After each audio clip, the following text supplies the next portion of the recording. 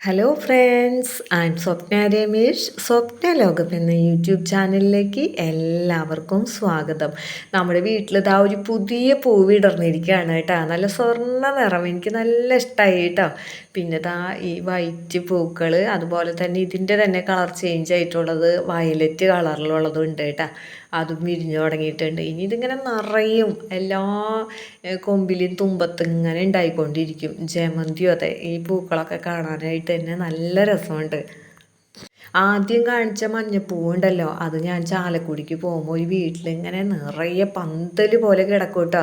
അത് കണ്ടിട്ട് അവിടെ രമേശ് ചേട്ടൻ വണ്ടി നിർത്തി കഴിഞ്ഞ് ഞാൻ പോയി ആ വീട്ടിൽ ചോദിച്ചിട്ട് അവിടുത്തെ ആൾ വന്നു കഴിഞ്ഞ് കത്തി എടുത്തും കഴിഞ്ഞിട്ട് ഒരു കഷ്ണം എനിക്ക് കട്ട് ചെയ്ത് തന്നതാണ് കേട്ടോ. അപ്പോൾ രമേശ് ചേട്ടൻ പറഞ്ഞിട്ടുണ്ടായിരുന്നു, ഞാൻ ചോദിക്കുന്നില്ല, നീ വേണമെങ്കിൽ ചോദിച്ചോ, ഞാൻ ഇവിടെ വണ്ടിയിൽ തന്നെ ഇരിക്കുള്ളൂ എന്നൊക്കെ പറഞ്ഞിട്ടുണ്ടായിരുന്നു. പക്ഷേ എനിക്ക് അങ്ങനെ തന്നതാണ്. അപ്പോൾ ആ ആൾ എന്നോട് പറഞ്ഞിട്ടുണ്ടായിരുന്നു കേട്ടോ, വേനൽക്കാലമൊക്കെ ആവുമ്പോഴാണ് ഇത് നിറയെ പൂവിടും, പന്തലോ അല്ലെങ്കിൽ എന്തിന്മേൽക്കെങ്കിലും പടർത്തി വിട്ടിട്ടുണ്ടെങ്കിൽ നിറയെ ഉണ്ടായിരിക്കുന്നു. അപ്പം ഞാനാണെങ്കിൽ ഒരു നമ്മുടെ ചാമ്പയ്ക്ക കുഞ്ഞുമ്മയാണ് അത് പടർത്തിയിരിക്കുന്നത് കേട്ടാ. അതുമെന്ന് ആകെ ഒരു വള്ളിയാണ് വന്നിരിക്കുന്നത്, 3 മുട്ട് കാണുന്നുണ്ട് കേട്ടാ. അപ്പോൾ നല്ല രസമുണ്ടായിരുന്നു. അപ്പോൾ അത് നിറച്ച് കാണാനായിട്ട് നല്ല ഭംഗിയായിരിക്കും, മഞ്ഞ പന്തൽ പോലെ ഇരിക്കും കേട്ടോ. അപ്പോൾ നമ്മുടെ വീട്ടിൽ 3 മുട്ടെങ്കിൽ 3 മുട്ട ഉണ്ടായപ്പോൾ എനിക്ക് എന്തൊരു സന്തോഷം. നമ്മൾ രാവിലെ തന്നെ എഴുന്നേറ്റ് നമുക്ക് പറ്റാവുന്ന ജോലികൾ, അടിക്കൽ, തുടയ്ക്കൽ കാര്യങ്ങളൊക്കെ കഴിഞ്ഞിട്ടുണ്ട് കേട്ടോ. അതൊക്കെ കഴിഞ്ഞിട്ടാണ് ഈ പുകയിടലൊക്കെ ചെയ്യാറ് കേട്ടോ. അപ്പോൾ ഇന്നിതാ രമേശ് ചേട്ടൻ പോവാനായിട്ട് നിൽക്കുകയാണ്. ഇന്നലെ രമേശ് ചേട്ടൻ ഓഫീസ് വിട്ട് വരുമ്പോൾ ചാലക്കുടിയിൽ ഗംഭീര മഴയായിരുന്നു എന്നാണ് പറഞ്ഞിരുന്നത് കേട്ടോ. അപ്പോൾ ഇന്നിങ്ങനെ പറയാം കേട്ടോ, ഇന്ന് വരുമ്പോൾ ഇനി എങ്ങനെയായിരിക്കാവോ അറിയില്ല എന്നും പറഞ്ഞിട്ടാണ് ഇറങ്ങുന്നത് കേട്ടോ. അപ്പോൾ പുകയിടലൊക്കെ ഇങ്ങനെ കാര്യമായിട്ട് തന്നെ നടക്കുന്നുണ്ട്. ഈ പൂക്കൾ വിരിയുന്നതൊക്കെ ഇങ്ങനെ പിടിക്കും, കായ് പിടിക്കും എന്നൊക്കെ ഉള്ളൊരു പ്രതീക്ഷയിലാണ് കേട്ടോ ഞാനിങ്ങനെയൊക്കെ ചെയ്യുന്നത് കേട്ടോ. ഇന്നലത്തെ വിശേഷങ്ങളാണ് കേട്ടോ ഞാൻ ഈ വീഡിയോയിലൂടെ കാണിച്ചുകൊണ്ടിരിക്കുന്നത്. അപ്പം നമ്മുടെ വീഡിയോയുടെ ഫസ്റ്റ് തന്നെ ഞാൻ കാണിച്ചിരിക്കുന്നത് നമ്മുടെ കോഴിമക്കൾ നടക്കുന്നതല്ലേ. അവർ വളരെ സന്തോഷത്തോട് കൂടിയിട്ട് ഇങ്ങനെ നടക്കുന്നതാണ് ഞാൻ കാണിച്ചത് കേട്ടോ. പക്ഷേ ആ സന്തോഷമൊക്കെ ഉച്ച തിരിഞ്ഞപ്പോൾ പോയി. ഉച്ച തിരിഞ്ഞപ്പോൾ ഞാനിങ്ങനെ വീടിനുള്ളിലായിരുന്നു കേട്ടോ. പെട്ടെന്നാണ് കോഴിമക്കൾ ഇങ്ങനെ ഭയങ്കര ശബ്ദത്തിൽ പറക്കലും കൊക്കലൊക്കെ ആയിട്ട് നിൽക്കുന്നത്. അപ്പം ഞാൻ ആദ്യം വിചാരിച്ചു നമ്മുടെ മൗഗ്ലിക്കുട്ടനെ അവരെ ഇടയ്ക്കൊക്കെ ഇങ്ങനെ ഒളിച്ചിരുന്ന് കഴിഞ്ഞിട്ട് ചാടി വീണ് പേടിപ്പിക്കും അല്ലെങ്കിൽ ഓടിക്കും, അങ്ങനെയൊക്കെ ചെയ്യേ.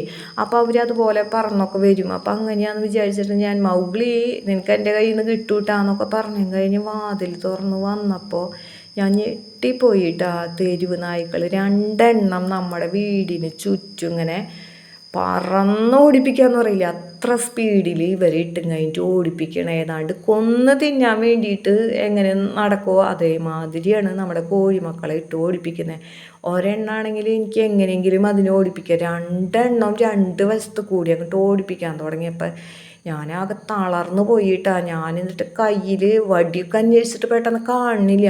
അപ്പം ഞാൻ കുറച്ച് കല്ലൊക്കെ എടുത്ത്, കല്ലും എന്തൊക്കെ കയ്യിൽ കിട്ടി അതൊക്കെ എടുത്ത് അങ്ങോട്ട് എറിഞ്ഞപ്പോൾ അവ അങ്ങോട്ട് തിരിച്ചോടി റോഡിലേക്ക് പോയിട്ടാ. അപ്പോൾ എങ്ങനെയാണ് നമ്മുടെ വീടിൻ്റെ ഈ കോമ്പൗണ്ടിനുള്ളിലേക്ക് കയറിയെന്ന് എനിക്ക് ഒരു പിടിയില്ല കേട്ടോ. കാരണം ഗേറ്റ് ആണെങ്കിൽ തുറന്നിട്ടുണ്ടായിരുന്നില്ല. അപ്പം ഇനി ഏതെങ്കിലും വശത്തു കൂടെ വന്ന് മതിൽ ചാടി കടന്നു വന്നതാണോ എന്താണെന്നൊന്നും അറിയില്ല, എങ്ങനെയാണെന്നും അറിയില്ല. അപ്പോൾ ഈ ഒച്ചയും ബഹളവും കേട്ടിട്ട് അപ്പുറത്തെ വീട്ടിലെ സിംബിയാണെങ്കിൽ ഭയങ്കര കുരയ്ക്കുന്നുണ്ടായിരുന്നു കേട്ടോ. പിന്നെ റിയമ്മയും മൗഗ്ലിക്കുട്ടനും പേടിച്ച് വിറച്ചിട്ടുണ്ടാവും. അപ്പോൾ അവർ മതിലിൻ്റെ മുകളിലൊക്കെയാണ് കിടന്നിരുന്നത്. എടുത്ത് ചാടി അഫീലേറെ ആ റൂഫിൻ്റെ മുകളിലൊക്കെ കയറി അവർ രക്ഷപ്പെട്ടു. അങ്ങനെ വല്ലാത്തൊരവസ്ഥയായിരുന്നു കേട്ടോ. അപ്പം ഞാൻ എന്ത് ചെയ്തു എന്ന് വെച്ചിട്ടുണ്ടെങ്കിൽ ഈ നായ്ക്കളുടെ പിന്നാലെ അങ്ങോട്ടും ഇങ്ങോട്ടും ഓടി വീട് വലം വെച്ചുകൊണ്ടാണ് അവരിങ്ങനെ നടക്കുന്നുണ്ടായിരുന്നതേ. അങ്ങനെ ഞാൻ ആദ്യം ഒട്ടിയോ നിൽക്കുക അത് ഇത് എന്നൊക്കെ പറഞ്ഞ് ഒച്ചയ്ക്ക് എടുത്ത് ഓടിയിട്ട് കിതച്ച് വയ്യാണ്ടായി. പിന്നെ എനിക്ക് സങ്കടവും, കാരണം ഈ കോഴിയുടെയൊക്കെ പപ്പൊക്കെ പറക്കണ ഇങ്ങനെ അങ്ങോട്ട് ഓടിച്ച് ഇങ്ങോട്ട് ഓടിച്ചിട്ടേ. അപ്പോൾ അതും കൂടിയൊക്കെ കണ്ടപ്പോൾ എൻ്റെ കണ്ണൊക്കെ നിറഞ്ഞ് വരെ. അങ്ങനെയൊക്കെ ഒരു പ്രത്യേക അവസ്ഥയായിട്ടാണ്. അങ്ങനെ നായ്ക്കളൊക്കെ റോഡിലേക്ക് തന്നെ പോയപ്പോൾ ഞാൻ സിറ്റ് ഔട്ടിൽ അങ്ങോട്ട് തളർന്ന് അങ്ങോട്ട് ഇരിപ്പായി. കുറച്ച് നേരത്തേക്ക് എനിക്ക് എന്താ ചെയ്യണ്ടേന്നില്ല കേട്ടാ. പിന്നെ ഞാൻ വിചാരിച്ചു ഇങ്ങനെ ഇരുന്നാൽ ശരിയാവോ, പോയി കഴിഞ്ഞ് ബാക്കിലേക്കാണ് കോഴിമക്കൾ ഓടിപ്പോയേക്കണത് വീടിൻ്റെ. അപ്പോൾ അവിടെ ചെന്ന് നോക്കാമെന്ന് വിചാരിച്ചു കേട്ടാ. അങ്ങനെ ഞാൻ ബാക്കിലേക്ക് ചെന്ന് നോക്കിയപ്പോൾ നമ്മുടെ നിക്കുമോനുണ്ട്, അല്ലിയുണ്ട്, പിന്നെ ഗാർഗയുണ്ട്, പിന്നെ കരിങ്കോഴി കുങ്കിയുണ്ട്. പിന്നെ നമ്മുടെ മിന്നി പൊന്നി എന്നൊക്കെ വിളിക്കുന്ന 2 ബ്ലാക്ക് കോഴികളുണ്ട്. അവർ കരിങ്കോഴികളല്ല കേട്ടോ, ചുവന്ന കൊക്കൊക്കെ ആയിട്ടുള്ള കോഴികളാണ്. ഇവരെ 2 പേരെയും കാണാനില്ല. എനിക്കാണെങ്കിൽ സങ്കടം വന്നിട്ട് പാടില്ല. ഞാനിങ്ങനെ അന്വേഷിച്ച് നടക്കും. എൻ്റെ കണ്ണ് നിറഞ്ഞിട്ടാണെങ്കിൽ എനിക്ക് കണ്ണും കണ്ടുകൂടാ. അപ്പം ഞാൻ ബാബാ ബാബാ എന്നിങ്ങനെ വിളിക്കുകയാണ് കേട്ടോ. മൗഗ്ലിയൊക്കെ ആണെങ്കിൽ നമുക്ക് പേരെടുത്ത് വിളിക്കാം. ഇവരെ പേരെടുത്ത് വിളിക്കാൻ പറ്റുമോ? നിക്കുമോനെ മാത്രമാണ്, നിക്കുമോനെ ഓടി വാടാന്ന് പറഞ്ഞാൽ അപ്പോൾ ഓടി വരും. അവന് അറിയാം അവൻ്റെ പേരാന്ന്. ബാക്കി കോഴിമക്കൾക്കൊന്നും അവർക്ക് അറിയില്ലല്ലോ. അപ്പോൾ ബാബാ ബാബാ എന്ന് വിളിച്ചു കഴിഞ്ഞാൽ അങ്ങനെ നോക്കി കിടക്കുമ്പോൾ തുളസിയൊക്കെ കട്ട പിടിച്ച് നിൽക്കുന്ന ഒരു സ്ഥലമുണ്ട്. അതിൻ്റെ ചുവട്ടിലായിട്ട് ഒരെണ്ണത്തിനെ കണ്ടു. അപ്പം ഞാൻ നോക്കിയപ്പോൾ അത് അവിടെ കിടക്കുകയാണ് കേട്ടോ. ഒരു കുഴപ്പമില്ലാണ്ട് കിടക്കുന്നുണ്ട്. അപ്പോൾ ഒരാളെ കണ്ടല്ല, ഇനി മറ്റേ ആളെ കണ്ടുപിടിക്കാമെന്ന് വിചാരിച്ച് ഇങ്ങനെ നടന്ന് കാല് കഴച്ചു. വാഴക്കടയ്ക്കും ചേമ്പിൻ്റെ അടിയിൽ കുട്ടിപ്ലാവിൻ്റെ അവിടെ ഈ ചെടികളൊക്കെ വെച്ചിരിക്കുന്ന ചെടിച്ചട്ടിയുടെ ഉള്ളിൽ ചെടിയുടെ കടയ്ക്കൊക്കെ നോക്കി, കാണാനില്ല. എനിക്ക് ആകെ സങ്കടമായിട്ടാണ്.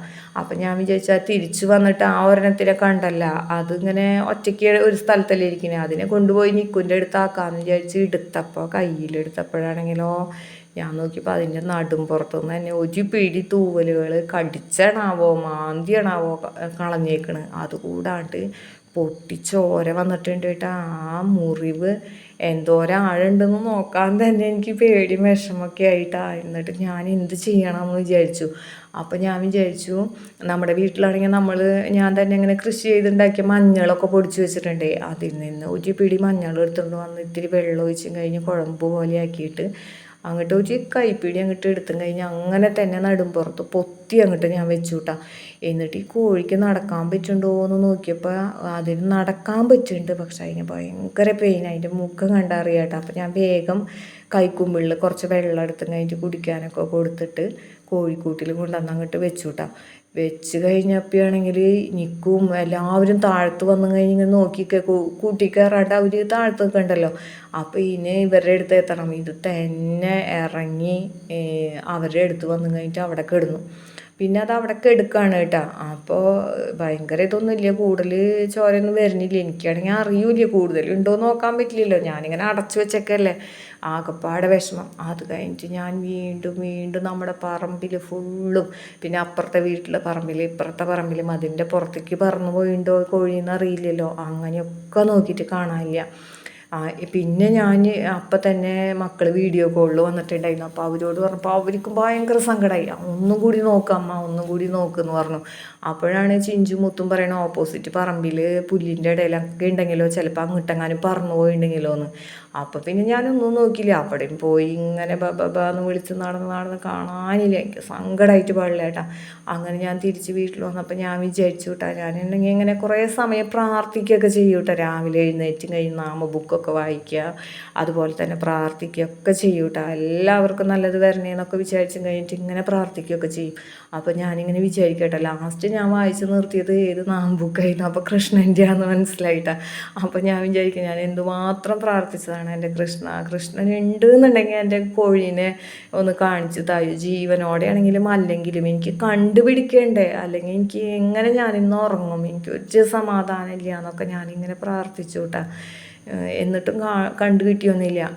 എന്നിട്ട് രമേശ് ഏട്ടൻ വന്നപ്പോൾ ഞാനിങ്ങനെ കരഞ്ഞൊക്കെ പറഞ്ഞോട്ടെ, എനിക്ക് വിഷമമായിരുന്നു. അപ്പോൾ സാരില്ലേ പോട്ടെ, ഒരു കോഴിയല്ലേ, എന്ത് ചെയ്യാൻ പറ്റും നമുക്ക് എന്നൊക്കെ പറഞ്ഞു. പിന്നെ ഇതിൻ്റെ മുറിവ് വലിയ കുഴപ്പമില്ലാന്ന് തോന്നുന്നു, നാളേക്ക് അറിയാമെന്നൊക്കെ പറഞ്ഞപ്പോൾ അതും ഞാനാന്നൊക്കെ പറഞ്ഞിങ്ങനെ വിഷമിച്ച് നടപ്പാണ് കേട്ടോ ഇന്ന്. അങ്ങനെ നോക്കിയപ്പോൾ ഉണ്ടല്ലോ കോഴിക്കൂട് അടയ്ക്കേണ്ട സമയമായിട്ടുണ്ട് കേട്ടോ. അപ്പോൾ ആ ഒരു സമയം നമുക്ക് നിലവിളക്കൊക്കെ വെക്കണ സമയമാണല്ലോ. അപ്പോൾ ഞാൻ വേഗം കുളിയൊക്കെ കഴിഞ്ഞ് വന്നും കഴിഞ്ഞ് കോഴിക്കൂട് അടച്ചിട്ടാവാം നാമം ചൊല്ലാമെന്ന് വിചാരിച്ചും കഴിഞ്ഞിട്ട് കോഴിക്കൂട് അടയ്ക്കാൻ വേണ്ടി ചെന്ന് കൂടടച്ച് തിരിച്ചു വരുമ്പോൾ വാ മൗഗ്ലി വാ പോരേന്ന് പറഞ്ഞപ്പോൾ എൻ്റെ കൂടെ വരുന്നില്ല കേട്ടോ മൗഗ്ലി. അപ്പോൾ ഞാൻ നോക്കിയപ്പോൾ മൗഗ്ലി ഒരു സ്ഥലത്തേക്ക് ഇങ്ങനെ ഒളിച്ച് നോക്കണേ, കിടന്ന് നോക്കണേ, എന്നിട്ട് അവിടേക്ക് കൈ ഇങ്ങനെ വെച്ചിട്ട് പിന്നെ ഇങ്ങനെ വലിക്കിന്. അപ്പോൾ ഞാൻ വിചാരിച്ചു, ഈശ്വര അവിടെ വല്ല പാമ്പെങ്ങാനും ഉണ്ടാവുമോ. ഞാനും കൂടി ചെന്നിങ്ങനെ നോക്കിയപ്പോൾ ഒരു ഓല ഇങ്ങനെ വെച്ചിട്ടുണ്ട്. ഒരു ഓലയല്ല 2-3 ഓലകൾ ഞാനിങ്ങനെ ചെരിച്ചിട്ട് വെച്ചിട്ടുണ്ടായിരുന്നേ.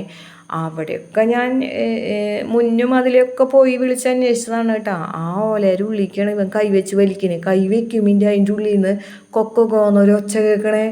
ഇത് കേട്ടത് ഞാൻ ആ ഓലകളൊക്കെ എടുത്ത് ചുറ്റും വലിച്ചേർന്ന് നോക്കിയപ്പോൾ നമ്മുടെ കോഴി അപ്പോൾ എനിക്ക് ഭയങ്കര സന്തോഷമായിട്ട് അപ്പോൾ തന്നെ ഞാൻ ദൈവമേ ദൈവം ഉണ്ട് കേട്ടാ, ഞാൻ വിചാരിച്ച കാര്യം നടന്നു. എനിക്കിന്ന് സമാധാനത്തോടെ സന്തോഷത്തോടെ ഉറങ്ങാനായിട്ട് പറ്റുന്നു. നോക്കിയപ്പോൾ അതിന് ഒരു പരിക്കൂല. അത് ഈ നായ്ക്കളെ കണ്ട അപ്പം തന്നെ കയറി വിളിച്ചിട്ടുണ്ടായിരിക്കണേ. അപ്പോൾ ഞാൻ വേഗം എടുക്കാൻ നോക്കുമ്പോഴേക്കും ഇത് ഓടാണ് കൂട്ടി കയറാൻ വേണ്ടിയിട്ട്. അപ്പോൾ അടച്ച കൂടിൻ്റെ വാതിൽ വീണ്ടും തുറന്നു വെച്ച് ചാടി കയറി കുറേ വെള്ളം കുടിക്കണേ. കാരണം മണിക്കൂറുകളായല്ലോ ഇത് ഈ ഒളിച്ചിരിക്കണേ. അത്ര ഭയന്നിട്ടുണ്ടാവേ. അപ്പോൾ എന്തായാലും നാമം ചൊല്ലുന്നതിന് മുൻപ് തന്നെയായിട്ട് ദൈവം എനിക്ക് കാണിച്ചു തന്നതാണ് കേട്ടോ എൻ്റെ കോഴിമക്കളിൽ ഈ ഒരാളെയും കൂടി. അപ്പോൾ ഇത് മൗഗ്ലിയിലൂടെയാണ് കാണിച്ചു തന്നത്. നമ്മുടെ മൗഗ്ലി മോൻ മിടുക്കൻ തന്നെയാണ് കേട്ടോ. അതുകൊണ്ട് ഇന്ന് വൈകുന്നേരം മത്തിയൊക്കെ വറുത്ത് അവന് ഞാൻ കൊടുത്തിട്ടുണ്ടായിരുന്നു, സന്തോഷം കൊണ്ടാണ് കേട്ടോ. അപ്പോൾ ഇപ്പോൾ നിങ്ങൾ വിചാരിക്കും ഈ ഒരു ചെറിയ കാര്യം കൊണ്ടാണോ ഞാൻ ദൈവം ഉണ്ട് എന്നൊക്കെ പറഞ്ഞത്. അങ്ങനെയൊന്നല്ല കേട്ടോ. എൻ്റെ ലൈഫിൽ ഞാനിങ്ങനെ ദൈവത്തെ കണ്ട നിമിഷങ്ങൾ, നമ്മൾ ദൈവത്തിനെ വിളിച്ചപേക്ഷിച്ചിട്ട് നേടിയെടുത്ത കുറേ കാര്യങ്ങളൊക്കെ ഉണ്ട് കേട്ടോ. അപ്പോൾ അതുകൊണ്ട് തന്നെയാണ് ഞാൻ നല്ലൊരു ദൈവവിശ്വാസിയായിട്ട് മാറിയത് കേട്ടോ. അപ്പോൾ നമ്മൾ എന്താഗ്രഹിച്ചാലും ആഗ്രഹിച്ച് പ്രാർത്ഥിച്ചിട്ടുണ്ടെങ്കിൽ എന്തായാലും ദൈവം അത് നടത്തി തരും എന്നുള്ളത് ഉറപ്പാണ് കേട്ടോ. അപ്പോൾ ഇന്നത്തെ ഈ വിശേഷങ്ങൾ ഇവിടെ വെച്ച് നിർത്താണ്. ഇഷ്ടപ്പെട്ടാൽ നിങ്ങൾ ലൈക്ക് ചെയ്യാനും കമൻറ്റ് ചെയ്യാനും ഷെയർ ചെയ്യാനും മറന്നു പോകരുത് കേട്ടോ. ആദ്യമായിട്ട് കാണുന്ന കൂട്ടുകാരുണ്ടെങ്കിൽ സബ്സ്ക്രൈബ് ചെയ്ത് കാണാനായിട്ടും മറക്കരുത് കേട്ടോ. ഇനി മറ്റു ചില വിശേഷങ്ങളുമായി നമുക്ക് അടുത്ത വീഡിയോയിൽ കാണാം.